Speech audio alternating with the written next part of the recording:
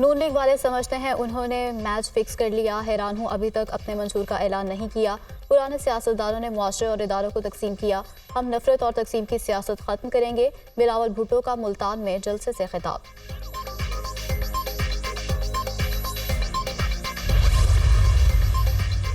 इंतखाबात में वोट का दुरुस्त इस्तेमाल करके अपना मुस्तकबिल खुद तराशना होगा। पाकिस्तान में एक भी काम शरीयत के मुताबिक नहीं।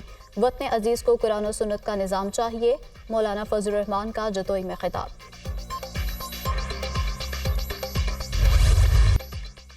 सुप्रीम कोर्ट ने परवेज इलाही को इलेक्शन लड़ने की इजाजत दे दी। परवेज इलाही PP 32 से इलेक्शन लड़ सकेंगे। सुप्रीम कोर्ट ने इलेक्शन ट्रिब्यूनल का फैसला कलअदम करार दे दिया। परवेज इलाही कौमी असेंबली की नशिस्तों पर इलेक्शन लड़ने से दस्तबरदार। सुप्रीम कोर्ट का परवेज इलाही का नाम बैलेट पेपर में शामिल करने और इंतखाबी निशान अलॉट करने का हुक्म। परवेज इलाही के कागजात नामजदगी मुस्तरद होने के खिलाफ अपीलों पर समाअत। इलेक्शन एक्ट की ऐसी तशरीह करनी है जो आवाम को मर्जी के नुमाइंदे मुंतखब करने से महरूम ना करे। जस्टिस अथर मिन अल्लाह के रिमार्क्स। हैरत अंगेज तौर पर एक ही वक्त में परवेज इलाही, मोनस इलाही और केसरा इलाही की अनडिक्लेयर्ड जायदाद निकल आई। वकील फैसल सिद्दीकी के दलाइल। आप तो खुशकिस्मत हैं कि अचानक आपकी इजाफी जायदाद निकल आई। आपकी इजाफी जायदाद किसी फलाही इदारे को दे दें। जस्टिस जमाल मंदुखैल के रिमार्क्स।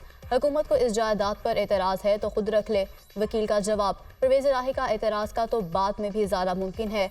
जस्टिस अथर मिन अल्लाह। अदालत अगर ये वजाहत कर दे तो आइंदा ऐसे बेवकूफ़ाना एतराज़ात ना लगें। फैसल सिद्दीकी के दलाइल। वो कोई और तरीका निकाल लेंगे। जस्टिस जमाल मंदुखैल के रिमार्क्स।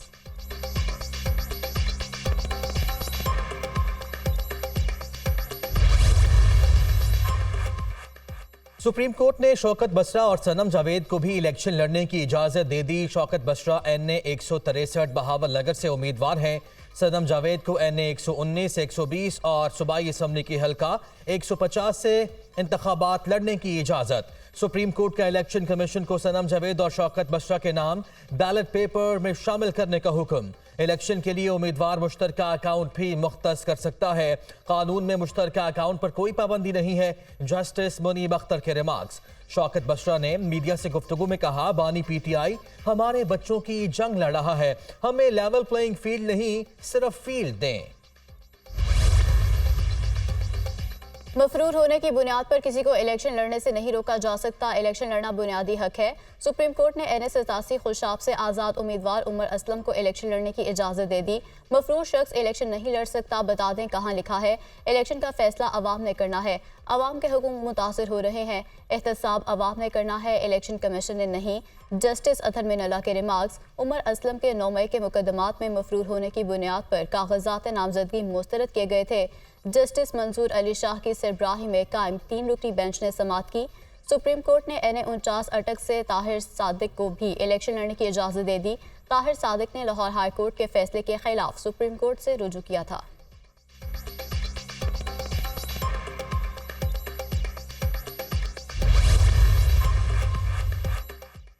PP 19 से PTI के रहनुमा मोहम्मद आरिफ अब्बासी के कागजात नामजदगी मुस्तरद होने का केस।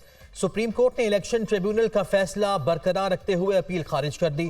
दरखास्त गुजार ने 2 फौजदारी मुकदमात होने के बावजूद जमानत के लिए किसी अदालत से रुजू नहीं किया। दोनों मुकदमात का कागजात नामजदगी में भी जिक्र नहीं किया। रिटर्निंग अफिसर ने बेटे के लंदन में मौजूद जायदादों का पूछा, उसका भी जवाब नहीं दिया गया। सुप्रीम कोर्ट, कल हमारे पास एक केस था, उन्होंने जमानत दी थी। दस्तावेजात तो पढ़कर आए, केस चलाना है तो फैक्ट बताएं। चीफ जस्टिस सुप्रीम कोर्ट, अपने बयान हल्फी में दोनों मुकदमात का बता दिया था। वकील अब्दुल रज़ाक के दलाइल, आप सच बोलने के लिए तैयार नहीं तो हम क्या कर सकते हैं। चीफ जस्टिस काजी फाइज ईसा, जिस शख्स के खिलाफ 2 फौजदारी FIRs हुई वो पूरे शहर भर में घूम रहा है। जस्टिस मंसूर अली शाह के रिमार्क्स। जमानत के लिए ट्रायल कोर्ट जाने में आपको क्या मसला था। जस्टिस मोहम्मद अली मजहर। तब्दीली की वजह से रोटी 4 रुपए की बजाय 25 रुपए की हो गई। पाकिस्तान को कहां पहुंचा दिया। ये वो टोला है जिसने पाकिस्तान के जिस्म पर कुल्हाड़ा मारा। हमारे दौर में बिजली का बिल 500 आता था, आज 20,000 आता है। ये है तब्दीली। मौका मिला तो फिर मेहनत करेंगे और दोबारा अच्छा वक्त वापस लाएंगे। पाकिस्तान से महंगाई और बेरोजगारी का खात्मा किया जाए। बुरेवाला को जिला बनाएंगे। ऐन मुमकिन है कि इस इलाके में एयरपोर्ट बना दिया जाए। कायद मुस्लिम लीग नून नवाज शरीफ का बुरेवाला में जलसे से खिताब।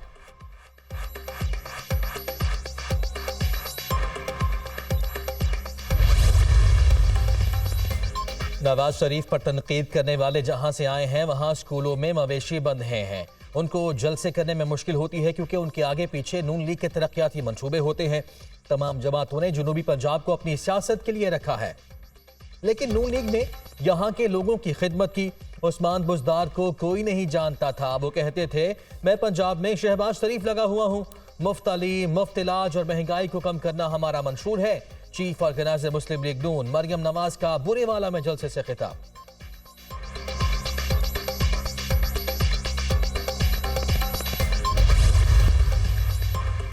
इलेक्शन कमीशन का ज़ाब्ता इखलाक की खिलाफ वर्जी पर मेयर कराची को मरासला। मुर्तज़ा वहाब को एक सियासी जमात को सपोर्ट करने पर मरासला जारी किया गया। इलेक्शन कमीशन ने कल तक वजाहत तलब कर ली। वजाहत ना देने पर मेयर कराची के खिलाफ कार्रवाई होगी। मरासले का मतन।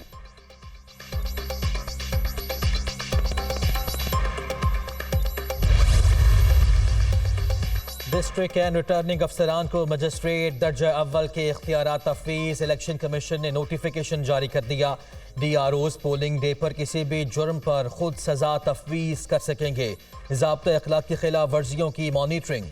मर्दान में NA 23 के उम्मीदवार आकिब इस्माइल को 50,000, बनू में ANP के KP के 99 से उम्मीदवार नूरानी खान को 10,000 रुपये जुर्माना। चारों सूबों में अब तक मजमूई तौर पर 24 उम्मीदवारों, चेयरमैन और डिस्ट्रिक्ट चेयरमैन को जुर्माने हो चुके।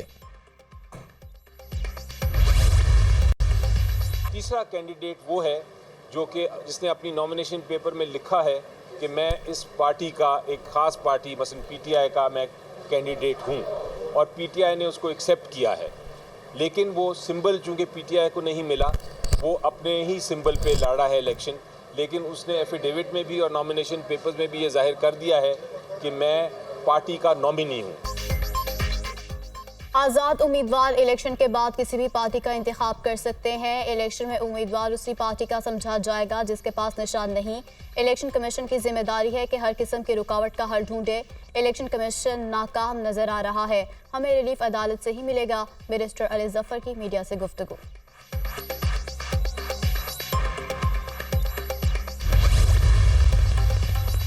मुस्लिम लीग नून मंशूर का ऐलान कल करेगी। मंशूर का उन्वान, पाकिस्तान को सच्चे मंशूर से नवाज दो, पाकिस्तान को नवाज दो। 9 मई वाले नहीं, 28 मई वाले हैं। नून लीग का बयानिया होगा। SIFC से जुड़े तमाम प्रोजेक्ट्स को लेकर चलने का वादा भी नून लीग के मंशूर में शामिल। आवाम को रिलीफ देने के शॉर्ट टर्म और लॉन्ग टर्म मंसूबे। बिजली के भारी बिलों में फौरी रिलीफ के मंसूबे का भी वादा। मंशूर से मुतालिक तकरीब में नवाज शरीफ मेहमान खुसूसी होंगे। शहबाज शरीफ, मरियम नवाज, हमजा शहबाज और दीगर रहनुमा भी शरीक होंगे। और हुक्मरानों ने सिर्फ अपनी मईशत को मजबूत किया। हम इस निज़ाम से बगावत करते हैं। 20 साल से सुनते आ रहे हैं, लेकिन आज तक हैदराबाद में बड़ा हॉस्पिटल और यूनिवर्सिटी नहीं बनी। अमीर जमात इस्लामी सिराजुल हक।